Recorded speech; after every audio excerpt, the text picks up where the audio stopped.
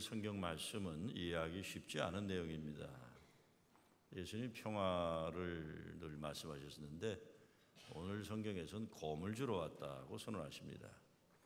아들과 딸이, 아들과 아버지가, 딸이 어머니와 며느리와 시어머니와 불화하게 만들려고 오셨답니다. 며느리와 시어머니는 그래도 그럴 수 있겠다 하겠지만 아버지와 아들, 딸과 어머니가 그러기 어려운 건데 예수님은 평화가 아니다 불화를 일으키러 오셨다고 합니다. 결론이 뭡니까? 37절이죠. 왼수가 자기 집안에 있다는 겁니다. 원수가 식구들이라는 겁니다. 성경에 보면 분명하게 예수님은 평화의 왕으로 오셨습니다. 예수님은 제자들에게 평화를 이루는 사람들 되라 하셨고 평화를 위해 일하는 사람들은 복 받는 사람이라고 하셨습니다. 그렇다면 오늘 성경 말씀의 뜻은 뭐겠습니까? 곰이라고 했으니까 칼입니다. 칼. 수술하는 칼이라고. 그래야 병이 나는 거니까요. 잘못된 거 잘라버려야 하는데 그냥 달고 다니는 거 잘라버리는 그거 칼이에요. 칼. 가짜 평화를 깨부시러 오셨다는 겁니다. 하나님이 기뻐하시는 하나님이 뜻하신 역사를 위해 뒤집어 엎으신다는 겁니다. 그래야 정말 하나님 기뻐하시는 평화가 가능하기 때문입니다. 잘못된 평화 많죠. 가짜 평화들. 제가 아는 어느 권사님 괜찮은 분이신데 다른 건 다 괜찮은데 아들 며느리 관계에서는 영 아니에요. 아들네도 세탁소 하고 딸네도 세탁소 하는데 딸네 세탁소에 가면 사위한테 난리쳐요. 내 딸이 어떤 딸인데 이렇게 고생시키냐 이놈아. 네가 더 열심히 해갖고 내 딸 고생시키지 말라 그래요. 근데 아들네 세탁소 가면 며느리에게 이렇게 얘기하세요. 나는 옛날에 임신하고도 밭일했다. 애 낳고도 그 다음날 바로 가서 일했다. 네 남편 몸 약하니까 네가 더 열심히 일해야 된다. 그래서 그 며느님이 주일만 오면 울고 계셨어요. 속상해서.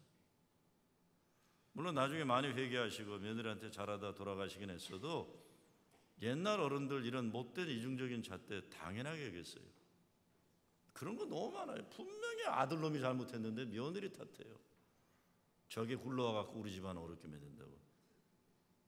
두들겨 맞아야 하려면 아들놈인데 꼭 며느리 탓하는 분들이 참 이상해요. 이상해요.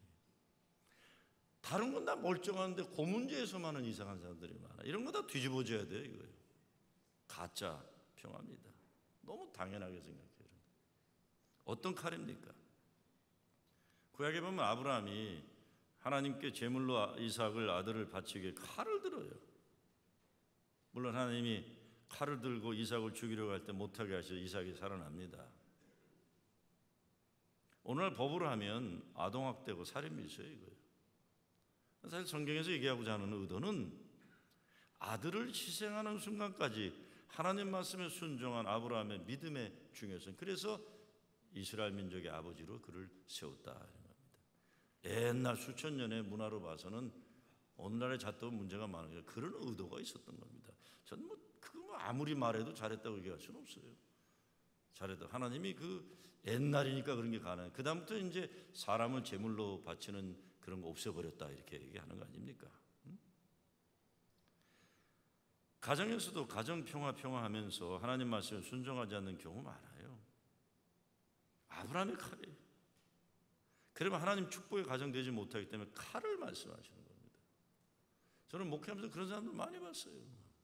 많이 봤어요. 전 지금도 생각하면 참 기가 막힌 그 권사님 한 분 계세요. 참 좋은 분이에요. 제가 옛날에 섬기던 교회인데 저분은 꼭 장로가 되어야 된다 생각했는데 중요한 시간에 그분은 꼭 뒤로 빠져요. 초기에는 애들이 커해서 공부시켜야 되는데 나중에는 진짜 중요한 교회 때에 강아지 키우느라고 교회를 못 하시더라고요. 강아지 키우느라고. 나는 좀 기가 막힌데 교회가 그분의 그 은사와 그분의 그 지도력을 필요로 하는데 애들이 대학교 가면서 놓고 간 강아지 키운다고 꿈쩍을 하는 거예요. 와, 진짜 참 그 강아지와의 평화를 위해서 강아지 돌보지 말라는 게 아닙니다. 제 얘기는 이게 자기가 할 일이 있는데 그냥 쭉 빠지는 거예요.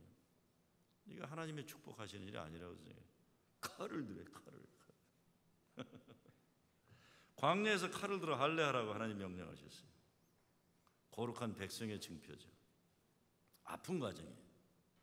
그러니까 거룩한 백성으로 구별되어야 하기 때문에 하나님 백성 되기 위해서 칼로 남자의 거시기 표피를 잘라내도록 명령하시는 거예요.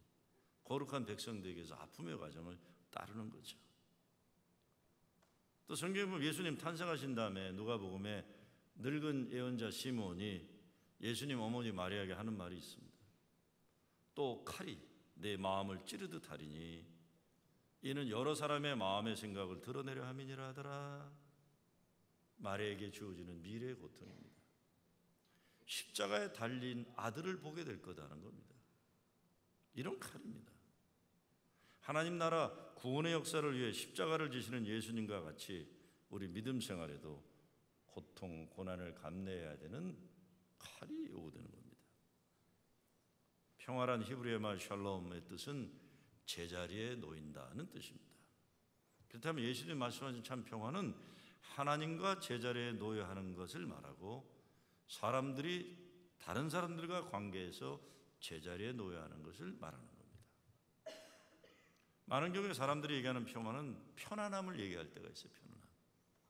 내 몸과 마음 편한 거, 내 아이들이 말썽 부리지 않는 거, 내 남편이나 아내가 사고치지 않는 것, 이런 거예요. 이런 거 좋은 거죠. 뭐 잘못된 거 아닙니다. 인간이면 누구나 이것을 원합니다. 그러나 성경에서 말하는 평화는 세상 편안한 것과 다른 거예요. 편안하다는 것은 사람들이 자기 편리를 위한 겁니다. 좋죠. 그러나 때로는 인간의 편리가 하나님이 원하시는 것이 아닐 경우가 많아요. 또 나의 편리가 다른 사람에게 편리한 것이 아닐 수 있어요. 그렇기 때문에 나의 편리를 추구하는 삶은 많은 경우 이기적이기도 하고 나아가서 공동체를 파괴하기도 하고 하나님의 뜻에 따라 뜻에 어긋나기도 할 수 있습니다. 사람의 편리와 평안이 우선이 아니라 하나님 나라 구원의 역사 사명이 우선되어야 진정한 평화가 이루어지는 것입니다. 예수님이 진정 원하시는 것은 하나님의 평화죠. 그래서 내가 하나님의 자녀라는 바른 깨달음을 얻었을 때 그 존재의 중심에 자리 잡은 평화입니다. 예수 그리스도의 사랑을 체험했을 때 내 속에서 타오르는 불꽃이 있어 외롭거나 두렵지 않은 평화예요. 생명을 향한 평화죠. 우리는 살면서 쉬지 않고 바깥에 있는 것들과 싸움을 합니다. 집안에서 부부들과 싸우고 자녀들과 전쟁하고 직장에서나 교회에서 미운 사람이 있는 거고 쉬지 않는 힘겨루기 갈등도 합니다. 그러면서 그 싸움 이기려고 노력해요. 그거 이겨도 아무 소용없는 것들이에요. 평화 주어지잖아요. 진정한 전쟁은 자기 내면의 전쟁이기 때문이에요. 나 자신과의 싸움입니다. 이 싸움에서 내가 나를 하나님의 뜻 안에서 굴복시키는 승리가 있을 때 진정한 평화가 있는 겁니다. 며칠 전에 북한에서 핵무기 실험을 했어요. 수소폭탄 실험이라고 하는 것 같습니다. 그랬더니 남한의 문재인 대통령이 최대한 강경한 대처를 하라고 심각하게 명령하는 게 보도되었습니다. 미국 언론은 휴스턴 홍수 피해보다 북한 핵무기 실험을 앞서서 발표했습니다. 평화가 깨지는 일들이에요. 그런데 이게 뭐 나라와 나라의 문제인 것 같으면서도 또 이렇게 한번 잘 들여다보면 인간의 내면적인 자존감 세우기 전쟁이 거기 있는 거예요. 북한은 다른 힘 아무것도 없지만 핵무기 있다는 것으로 너희들 우리 함부로 건드리지 말라는 자기 인정받고자 하는 심리가 있어요. 뭐 어떤 분들은 북한에 핵폭탄 됐으니까 위대한 북한 그러고 남한에도 뭐 핵무기 있으면 좋겠다 그러는데 글쎄 그 아무리 위대해도요 미국은 그 수천 개 수만 개 더 많이 가 그럼 미국이 더 위대해지는 겁니다. 물론 그거 있으면 인도나 파키스탄처럼 남들에게 함부로 당하지 않겠다. 글쎄 전 그렇게 생각하지 않습니다. 절대로 남한 직접 상대하지 않고 북한이 미국만 상대하겠다는 것도 남한에 대한 자존심 높이는 건데 그게 자존심입니까? 자기 동족을 무시하면서 상대를 하지 않고 미국만 상대하겠다는 것도 뭐 역사적으로 어쩌고 저쩌고 위해도 저는 그렇게 생각하지 않습니다. 미국은 세계 최강대국이고 북한이 말하는 핵무기 수천 수만 배도 더 많이 가지고 있으면서 북한 이야기만 나오면 막 지구가 뭐 깨지는 것처럼 난리를 쳐요.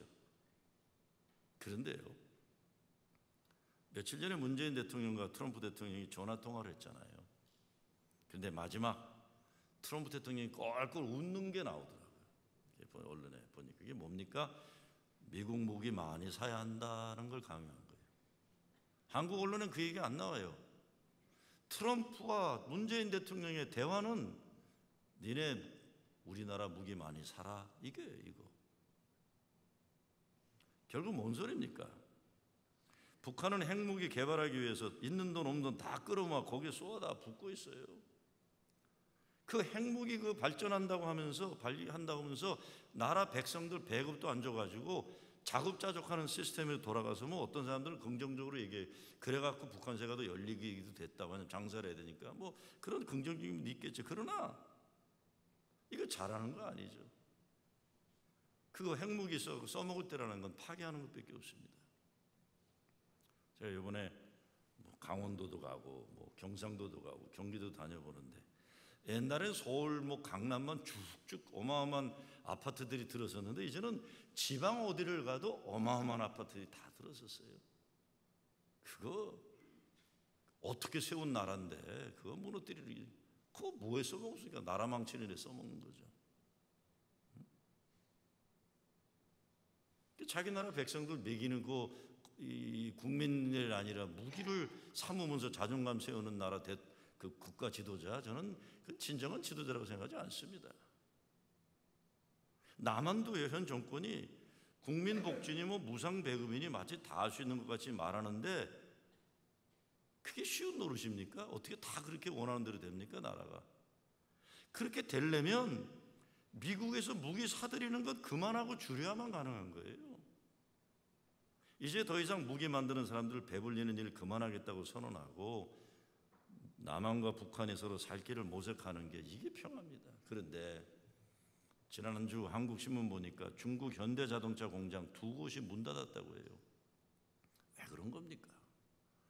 중국과 한국이 지금 한국이 경제적으로 중국 때문에 굉장히 어려움 당하는데 왜 그렇습니까? 한국과 중국의 지금의 정치적 마찰 중심에는 미국 무기가 있는 거예요, 지금이요. 그거 들여다놓고 뭐 트럼프 대통령 3종가 내라고 했다고 요즘 좀 흐지부된 것 같은데요. 물론 이런 정치적인 문제 쉽게 풀리는 문제는 아니지만 그러나 누군가 먼저 야 이런 헛된 싸움 그만하자. 이거 우리 영어로 치킨 파이트라고 하거든요. 그래야 평화가 가능합니다. 상식적으로 지도자들이 움직일 거를 생각했던 시대는 지났어요. 요즘 세계 언론이 제일 많이 얘기하는 게 뭡니까? 북한의 지도자가 더 정신 나갔냐? 미국의 지도자 이거 자꾸 놀리고들 있어요. 놀리고들이요. 그러다가 누가 뭐 잘못 누르면 어떻게 돼요? 우리는 그럴 리가 있겠냐 했던 것들이 그렇게 된 역사가 나치 히틀러 역사예요. 그럴 리가. 미국 다 그렇게 생각했어요. 어떻게 그런 일이 가능할까? 그런 일이 가능했던 거예요. 이런 거 그만하자. 이런 거 그만하자. 상식으로도 풀 수 있는 것들을 괜히 지도자라는 인간들이 더 복잡하게 만들면서 그 와중에 군사 무기 만드는 장사꾼들만 배불리는 일들을 하고 있는 거예요. 저 뭐 누구 편도 들고 싶지 않은데 그래요 지금. 자, 뭐 세계 평화도 다 내 자신 마음속에 일어나는 겁니다. 내가 누구에게 남의 마당을 쓸까라는 글이 있어요. 남과 갈등이 생기면 나는 내 속만을 들여다본다. 내게 욕심이 동했었던가? 미움으로 차 있으면서 벌써 3시간을 보낸 것이 아닌가? 지금 분을 내어 다른 데 써야 할 에너지를 소모하고 있는 것이 아닌가? 이렇게 해서 내 속만을 가볍게 화나게 한다. 남들은 나를 오해할 권리가 있고 나는 해명할 의무가 없다. 살기도 짧은 생이건을 어찌 줄을 붙이며 가랴? 내가 누구에게 남의 마당을 쓸까? 이 길은 나 홀로 고고하게 살라는 말이 아니라 먼저 나를 다스리는 것이 중요하다는 것을 말하고 있습니다. 저는 목회하면서 투소를 좀 많이 받아본 목사 가운데 한 사람입니다. 투소는 읽어보면 좋은 소리 하나도 없어요. 보면요. 투소라는 건 이름 안 밝히고 보내는 거 아니에요. 뭐 밝히고 보내는 용감한 분들도 계시지만 이름 안 밝히고 보내요. 투소 받으면 기본적으로 핏대 올라요. 화나요. 그럼 조금 생각하다가 이 인간에게 어떻게 복수할까 생각해요. 어떤 때 이름 없이 보내면 우편 번호를 찾아내요. 제가 그래서 부목사들에 줘요. 이호선 목사, 이 우편본에 사는 교인들을 집중해서 한번 찾아봐라. 포위망을 좁혀가봐라. 그런데요, 화를 내거나 복수하려는 마음 가질 때, 누구를 미워하고 원망하고 원수 갚으려 연구할 때 좋은 적 한 번도 없어요.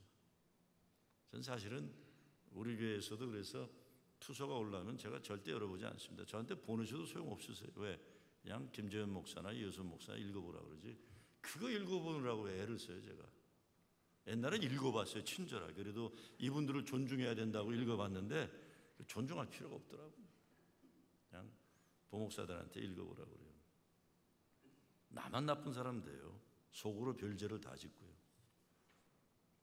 그런데 어떤 때 어떤 문제가 이렇게 올 때 왜 그런 일이 일어나는가? 나도 그 원인을 제공했다는 일단의 나 자신을 객관적으로 반성하는 기회로 삼을 때가 많아요. 사실은 동의하고 하지 않건 일이 일어날 때는 왜 그런가는 생각해야 돼요. 일단은 상대방의 입장에서 그럴 수도 있겠다는 인정을 하게 되는 겁니다. 아, 저분이 저렇게 하는 건 이런 이유에서 저럴 수 있겠구나. 내가 동의하지 않더라도. 두 번째, 이 상황에서 가장 지혜로운 해결책이 뭔가 생각하는 거예요. 마지막은 우리 주님이 내가 어떻게 반응하기를 원하실까? 이거 생각해야 하는 거예요. 우리 예수 믿는 사람들에게. 그렇게 되면 어떤 상황에서도 결국 아무리 기분이 나빠도 나는 그만큼 성숙해질 수 있는 겁니다. 그러면 사실 나에게 못되게 하는 사람이 억지로라도 고마워질 수 있는 거예요. 억지로라도 고마워지는 거예요. 성경에서도 많이 말하지만 나 자신을 정복하는 게 다른 사람과 싸워서 이기는 것보다 더 중요한 승리입니다. 때로 나와의 싸움에서 내가 이길 때 다른 사람과의 싸움은 중요하지 않은 거예요. 자기 자신 하나님의 말씀으로 정복하는 게 진정한 예수 믿는 사람들의 과제인데, 쓸데없는 바깥의 것들과 싸우기 위해 살기 품고 살면 강하면 강할수록, 이기면 이길수록 불행해지는 겁니다. 나와의 싸움에서 주님 주시는 성령의 검으로 말씀의 칼을 가지고 그러고 승리해야 되는 거예요. 거기서 예수님이 검을 주러 왔다는 것, 이런 맥락입니다. 검은 아파요. 잘라지니까 아프죠. 때로는 죽어야 됩니다. 근데 예수님의 약속은 그래야 산다는 겁니다. 가장 중요한 것은 그 검을 가진 분이 우리를 사랑하는 분이시라는 거예요. 그 무서운 검을 주시겠다는 분이 우리를 살리시기 위해 십자가 달려 돌아가신 분이라는 놀라운 복음입니다. 믿는 거죠. 저는 그래서 아브라함이 이삭을 찌를 때 아브라함의 믿음보다 못지않게 중요한 건 이삭의 아버지에 대한 신뢰예요. 그때 나이로 보면 이삭이 늙은 애비 하나 피하는 거 대수도 아닌데, 그래도 아무 말 없이 나중에 그저 한마디 하자. 아버지, 재물은 어디 있습니까? 알아챘어요, 이삭도. 그래도 아버지가 무슨 뜻이 있으시겠지? 그랬던 거예요. 우리 삶에도 그렇죠. 주님이 우리의 검을 주실 때 아프지만 사랑하시니까 그러신가 보다. 나를 살리게 하시기 그러신가 보다. 순종하는 거죠. 예수님 당시 가장 문제가 많았던 사람은 바리새인들이에요. 바리새인들은 자기들이 율법을 고수한다는 명분을 가졌기 때문에 스스로 하나님 말씀의 수호자라고 판단했어요. 그렇지만 율법 본질의 삶은 살지 않아요. 그래서 위선자가 되는 겁니다. 예수 믿는 것도 이와 같은 함정에 빠질 수 있어요. 예수 믿으면서 주님 주시는 검을 가지고 자기를 연단하고 자기 개혁과 변혁과 혁명을 가지는 고난의 길과 좁은 문으로 가야 하는데, 스스로 자기를 의로운 사람, 선한 사람, 믿음 좋은 사람으로 착각하고 그 자리에 머무는 것이에요. 우리가 예수 믿어 제일 위험한 게 자기 착각입니다.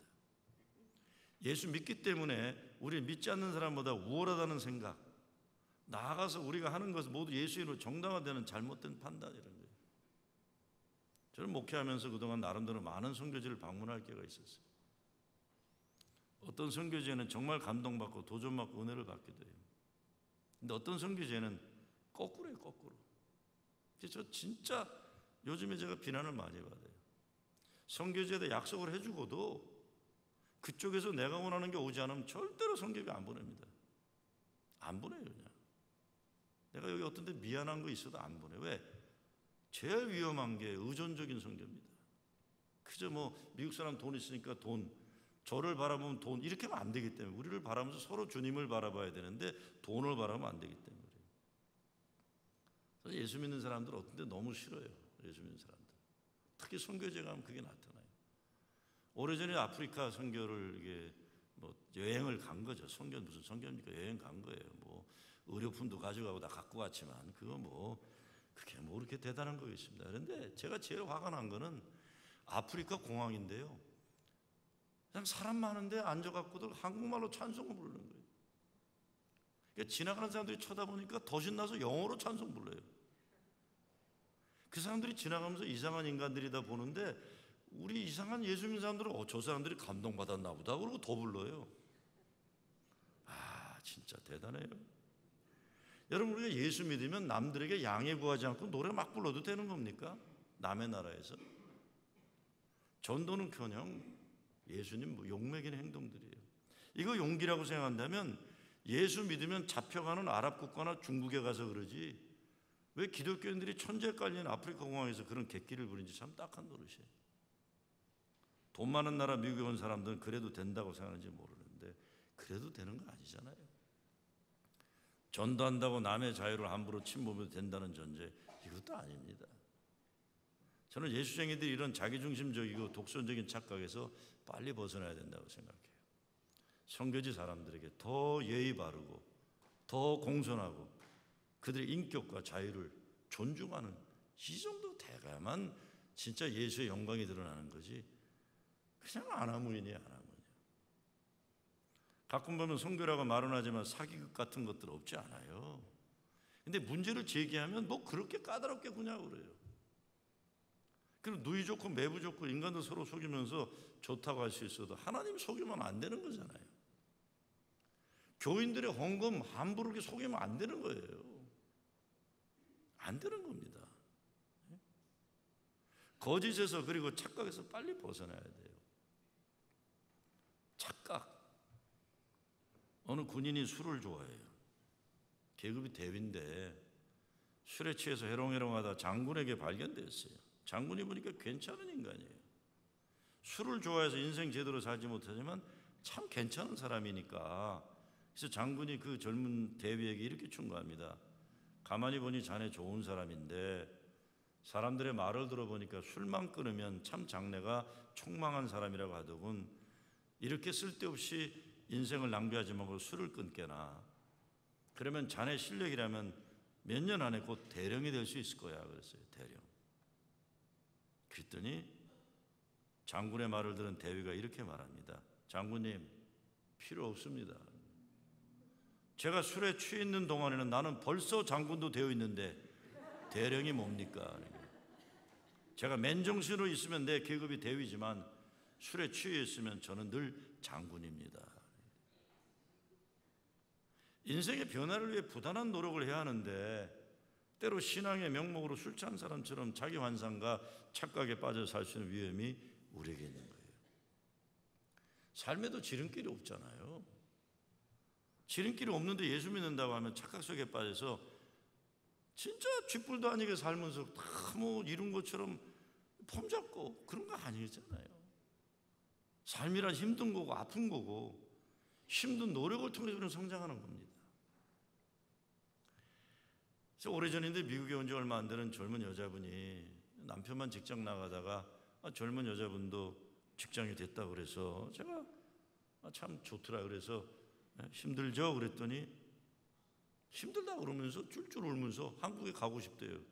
그래서 왜 그러냐 그랬더니 한국 가면 친정이 잘 살아서 편안하게 살 텐데 미국 갔더니 나도 일해야 되고 그래서 내가 빨리 가라 그랬어요. 빨리 가라. 네? 당신 같은 사람 있으면 우리 교인들 다 나쁜 영향 받으니까 가라 그랬어요. 당신 같은 사람 미국은 지옥이다 그랬어요. 그런 당신 가지고 무슨 태평양을 건넙니까? 남편이 먹고 살려고 진짜 아침부터 늦게까지 노동하고 이 착한 남자는 어떻게 하면 와이프 일 안 시키려고 젊은 여자인데도 내버려 두고 공주처럼 키우면서 지가 고생해요. 그런데 이런 얌체가 어디 있어요? 같이 먹고 살기 위해서 직업 전선에 나가면서 쫄쫄 우는 거예요. 이 친정으로 가고 싶다고. 이럴 줄 알아서 미국 안 왔다고. 빨리 가야죠. 여러분 중에 그런 분들 있으면 빨리 친정으로 가시길 바랍니다. 빨리. 미국은요, 저희들처럼 한국에 뭐 없는 사람이 오는 거예요. 한국에 황금송아지나 금 항아리 있는 사람 돌아가셔야 돼요. 뭐 다 하는 얘기예요. 70년대 우리 의정부에 있는 양옥집 팔았어요. 의정부. 저는 통일이 되면 의정부가 수도가 될 거라고 확실한 사람인데 집 팔았어요. 근데 아버지는 와 계셨고 우리 5 식구 노스웨스트 그 당시 빨간 비행기였는데 그 집 팔은 돈과 노스웨스트 비행기 값과 똔똔 맞바꾸면서요. 그리고 300불 남아서 그거 들고 왔어요. 그리고 온 집안 식구가 어른 아이 할 것 없이 저녁 먹고 나면 한 푼이라도 더 벌려고 피스워크 아세요? 공장에서 노동자들 오버타임 안 주려고, 우리 어머니 일본에서 다녔는데 오버타임 안 주려고 집에 가서 해오라고 그랬어요. 그럼 그것도 좋아서 그냥 산더미처럼 가지고 와서 밥만 먹으면 우리 다 삼형제 엄마하고 그거 했어요. 일을 해서 먹을 수 있다는 것, 뭐 자랑은 아니지만 저는 미국 온 이후로 단 한 번도 여름이고 언제고 일을 안 해본 적이 없습니다. 여름에 보통 2짭 뛰었어요. 보통 2짭 뛰었어요. 신나가지고 그랬죠. 특별히 옛날에는 미국 달러하고 한국 원하고는 뭐 그냥 너무 차이가 났으니까 그냥 열심히 했죠. 그게 엄청난 축복으로 알았어요. 여러분, 뉴욕에서 어떻게 고생하지 않고 살 수 있어요? 못 살잖아요. 모두 가정을 위해서, 교회를 위해서 코피 터지게 쌍코피 흘리면서 살아내셨기 때문에 여러분의 가정, 우리 교회도 이렇게 존재할 수 있는 거예요. 여러분 그거 아세요? 제가 여러분의 한국 우리 감독님하고 감리자님들 같이 갔다 왔잖아요. 아니, 우리끼리 얘기해요. 딴 데 가서 얘기하지 마세요. 우리 교회에 대한 기대치가 제가 생각했던 것보다 훨씬 높더라고요. 훨씬 높아요. 왜? 어렵거든요, 교단이. 속으로 그랬어요. 미국 교회 아무리 작아도 교인들은 우리 교인보다 부자다. 우리 교인들 어렵게 벌어서 뉴욕 연에 가장 많이 성교비 내고 있어요. 그렇죠? 난 고맙다고 생각해요. 어렵게 벌은 이민자들이 지금 이 교단의 위기의 때에 미국 교회를 살릴 수 있다고 한다면 이게 진짜 어마어마한 축복이죠. 어마어마한 축복.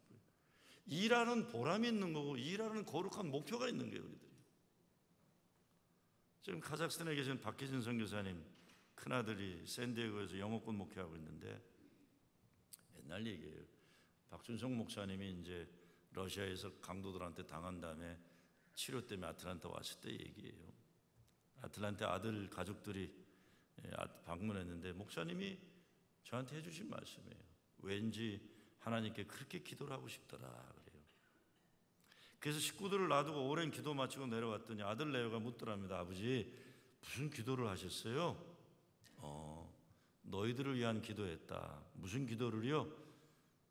하나님한테 기도했는데 하나님, 우리 아들들 가시밭길 고난의 길 가게 해달라 그랬다.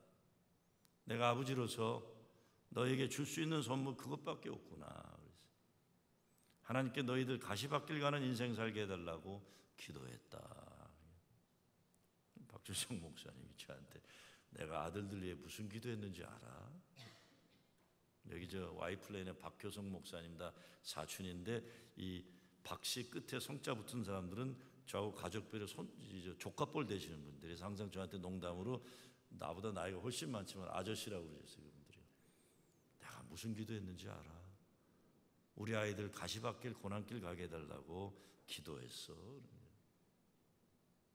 여러분, 미국은 고생 각오한 사람들이 와서 살아야 하는 곳이에요. 한국에서 돈 번 돈, 잘못된 돈, 쓸데없어 싸가지고 온 돈 함부로 쓰는 사람들 빨리 돌아가시기를 바랍니다. 힘겹게. 국위 선양에도 도움이 안 되고 미국 와서 열심히 땀 흘려 살려고 몸을 사람들이 다 아픔이 돼요. 제가 이번에 한국을 갔다가 이 통영이라는 데가 그렇게 좋은 데라서 갔는데 거기 그 고신측 부산의 장로교 은퇴한 장로님인데 저는 그 목사로 간 게 아니라 관광객으로 갔어요, 통영을.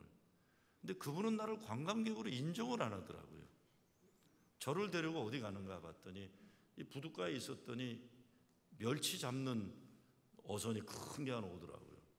근데 우리 내외를 태우고 어디를 가는데 진짜 아름다운 곳으로 가주기를 소망했더니 아름다운 곳이 아니라 바다 한복판에 참돔 양식장을 데려가는 거예요.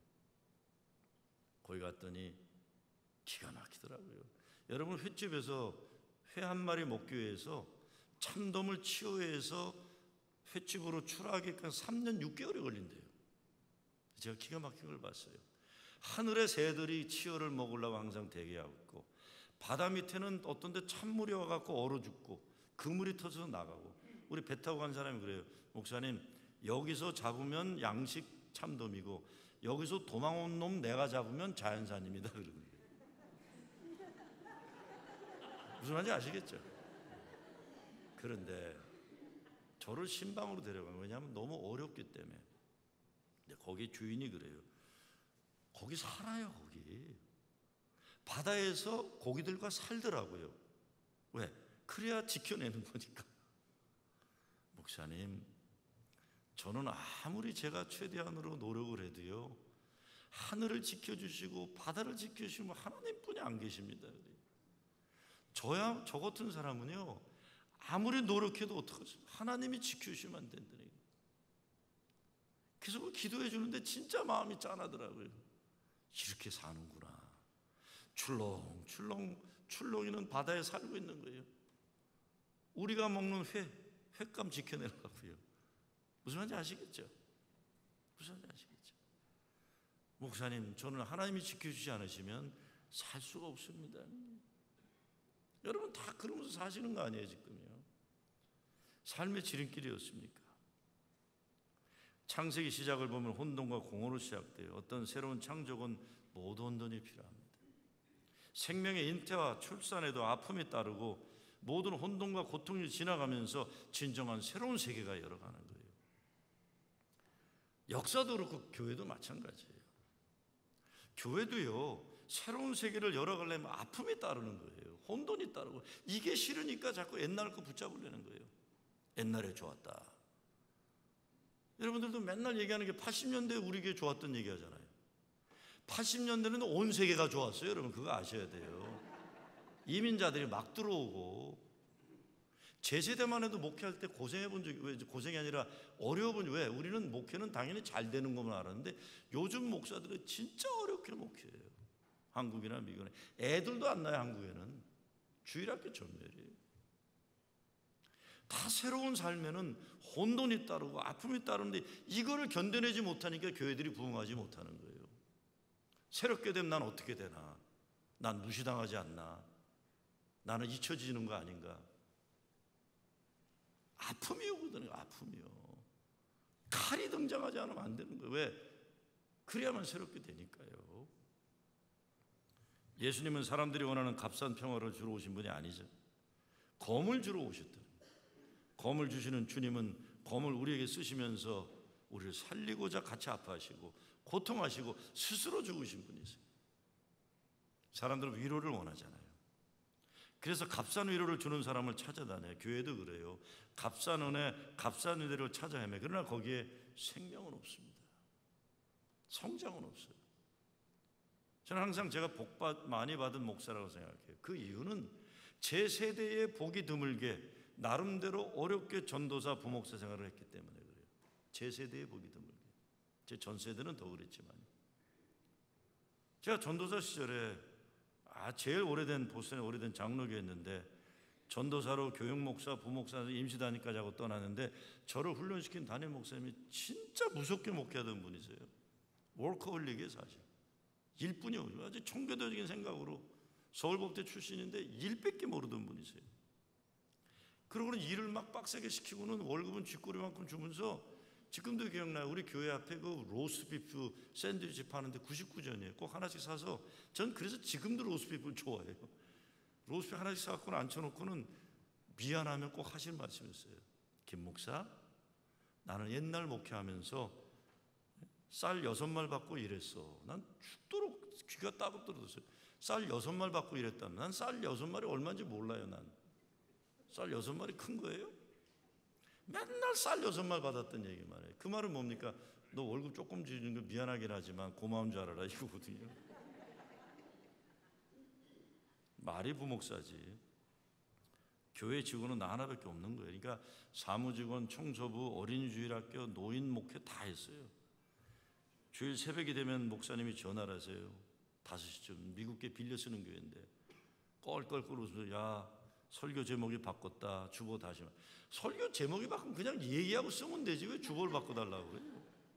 그냥 막 급히 가가지고 새벽에 나이 어린 이 부목사 얼마나 졸려요. 새벽에 가서는 다시 또 이게 수동식 타자예요. 거기다가 미미오 모신 쓰니까 기름종인데 그걸 급하게 치니까 이게 잉크가 돌아가다가 조금 삐지면 잉크가 쭉쭉 새나면 그걸 막으려고 스카치 테이프 붙이다 어디 훅 찢어지면 엉엉 울었어요. 지하실에서 엉엉.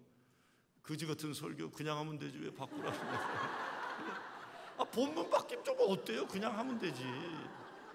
엉엉 울고.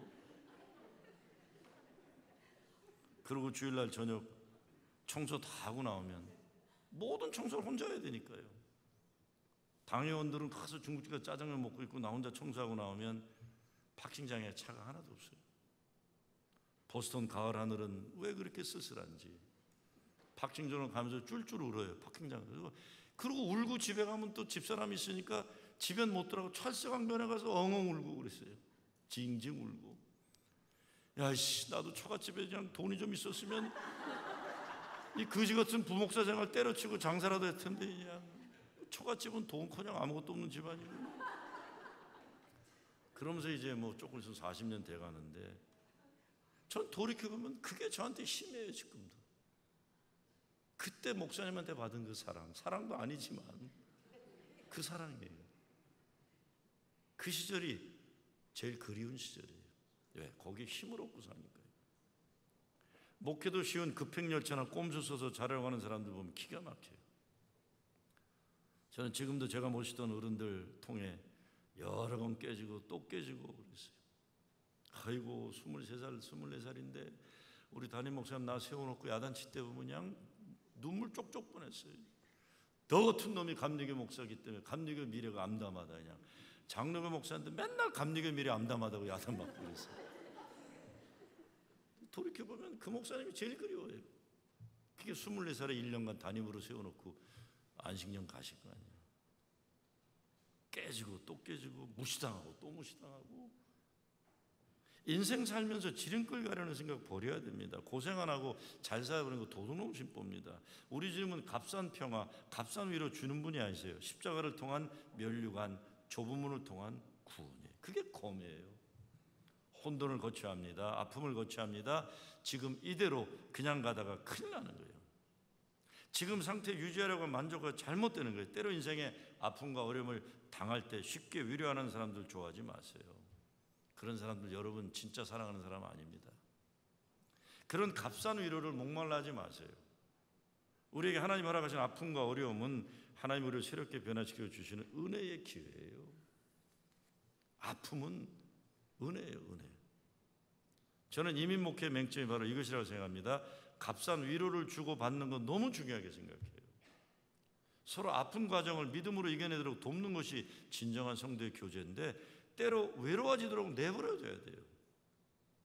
때로 혼자 아파하도록 내버려둬야. 그래야 하나님 만납니다. 그래야 십자가 고난을 통한 승리의 비결을 체험합니다. 교인들 어떤 데 아프고 어려운 분들 저는 그냥 기도하면서 혼자 어떤 데 아파할 때 있어요. 어떤 땐 그냥 바라만 볼 때도 있어요. 왜? 진짜 아픔은요 홀로 겪어야 돼요. 그 과정에서 주님 만나는 거 아니에요. 자식들도요 진짜 인물들 되려면 홀로 놔둬야 돼요. 제가 얼마 전에도 오늘 젊은 목사한테 그랬어요. 너 뉴욕에 다시 오면 아버지 엄마 잊고 살아라 그랬어요. 아버지 엄마 잊고 살아라. 어떤 때 그 아버지 엄마 목사, 아들 목사를 놓고 아버지 목사가 그냥 금이야오게 하는 분들이 있어요. 제가 한 번은 전화한 적이 있어요. 한국에. 목사님 그만하십시오 그랬어요. 제 부목이지 목사님 아들이 아닙니다 그랬어요. 제 부목이지. 목사님 감사합니다. 저한테 감사하지 마십시오 그랬어요. 당신 아들이 제대로 목회하는 거지 왜 저한테 감사하십니까? 제발 좀 그러지 마십시오. 이게 아버지 목사인 아버지들이 어떤 때 아들을 이상하게 키울 때가 있어요. 내가 또 보호하려고. 들판에 나가서 야성 있게 호랑이를 키우고 늑대를 키워야 되는데 이게 우리 안에 갇힌 고양이를 키워놓는 거예요. 그거 못합니다. 내 자식이요, 냅둬야 돼요. 넌 내 자식 아니다. 우리 이영지 전사 아버지 책에 그렇게 썼더라고요. 어머니가 얘들아 너희는 내 자식이 아니다. 하나님 자식이다. 내버려 두는 거죠. 주님의 검으로 우리 쪼개져야 돼요. 부서져야 됩니다. 여러분 잘 아는 복음성가 중에 부서져야 하는 노래 있죠? 부서져야 하리, 부서져야 하리, 무너져야 하리, 무너져야 하리, 깨져야 하리, 더 많이 깨져야 하리, 씻겨야 하리, 깨끗이 씻겨야 하리, 다 버리고 다 고치고 겸손히 낮아져도 주 앞에서 정결타고 자랑치 못할 부서져야 하리, 무너져야 하리, 깨져야 하리, 깨끗이 씻겨야 하리. 오늘 본문에 예수님은 철저하게 모든 것에 앞서서 하나님 나라를 최고의 우선순위로 삼게 죽어줘야 한다고 하십니다. 주님 따르는 거 인생의 최고 최상의 목표로 정하고 지키라는 겁니까? 어느 정도예요? 아비나 어미 자식들보다 하나님을 더 사랑하는 거예요. 하나님 더 나가서 자기 목숨을 얻는 자는 잃을 것이요 목숨을 잃는 자는 얻을 것이다. 수술이에요. 잘라버려야 할 것 잘라버려라, 제거할 것 제거해버려라, 적당히 일용 반창고 붙이지 마라 이겁니다. 교회 시시하게 만들지 마시기 바랍니다. 내 혼자 위로받고 내가 원하는 거 이루고 싶고 그게 무슨 교회입니까? 그게 내가 주님 말씀에 가면 깨져야 되고 내가 희생하고 헌신하면서 교회를 위해 쓰임받아야지 나 알아주기 바라고 내가 원하는 거 이루기 바라고 아니잖아요. 더 깨지고 우리가 예수 믿는다 하지만 몸과 마음이 세상 가치관에 좌지우지 당해요. 여러분들 진짜 마음 단단히 먹고 신앙생활 잘해버리면 어떤 일이 납니까? 방해가 와요. 사탄마귀가 오는 거예요. 교회를 좀 잘해보려고 그러면 꼭 시비 거는 인간들이 있잖아요. 열심히 할 필요 없어. 그러다 너만 다쳐. 다치면서 사람이 성숙해 가는 거 아니에요. 교회를 열심히 하니까 서로 부딪히잖아요. 그렇죠? 교회 처음 나오는 사람들이 교회 부딪힐 게 뭐가 있습니까? 교회를 열심히 하다 장로님들이 부딪히고 권사님들 왜? 그러면서 사람은 상처를 가지면서 성숙해 나가고 진주처럼 되어가는 거 아니에요? 11조 한번 내보려고 그러면 방해하는 일들이 얼마나 많아요.